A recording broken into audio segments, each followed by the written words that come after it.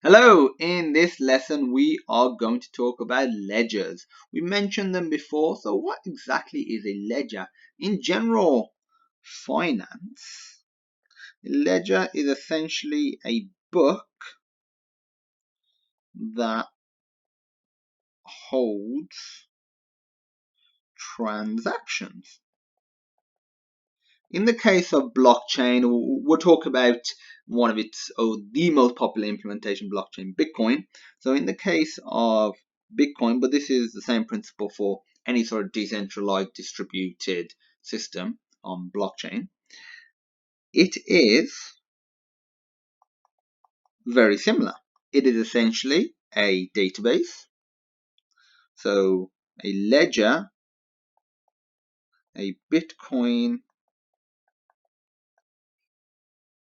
ledger is nothing more than a database. And this database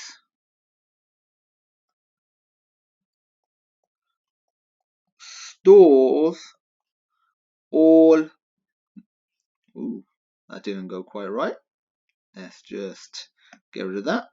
Stores all the transactions that have ever occurred within that system, whether it's Bitcoin, Ethereum, it doesn't really matter. Whatever it is, it stores all the transactions. On top of that, it is public. So anyone can go and view it. A great website to view it is blockchain.info. Free to view for everyone as long as you have an internet connection, and it is distributed, it is decentralized, so no one person can take it down. That is what makes blockchain and its implementations so good, is the decentralized nature of it. So the ledger might look like the structure of it. This is obviously a very small ledger in comparison to the actual size. Might look something like this. So we might have an ID column. We might have a sender column, receiver column. So in the case of Bitcoin, sending and receiving Bitcoins. And let's say we have a timestamp. There's more information than this, but it's just, again, a simplification.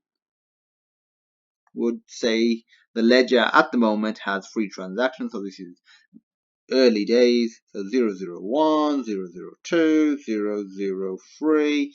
And I'm going to say, well, let's just use normal names. So Bob sent something to Tom, and Tom sent something to me, and my name is Farhan if you did not know that. And Farhan sent something to Bob. And one thing I literally just forgot is the actual amount that we're transferring. That is actually quite a crucial part, so I'll just split this into two. So we'll have amount and we'll have timestamp.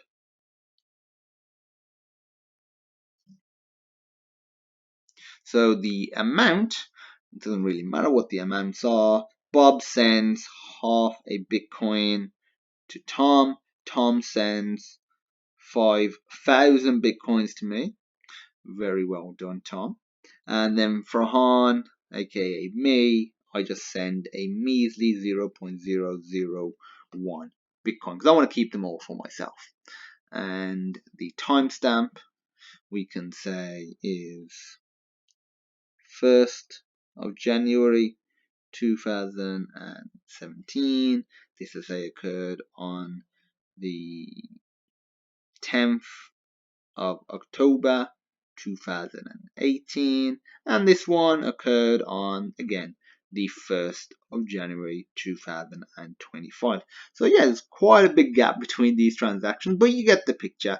It is a public database which holds all of the transactions that have occurred and will occur. Obviously, they don't hold them at the moment if they haven't occurred yet, but they will hold them, and it's free to access by anyone, as I mentioned. A great website to access them is blockchain.info. Nothing more to it than that.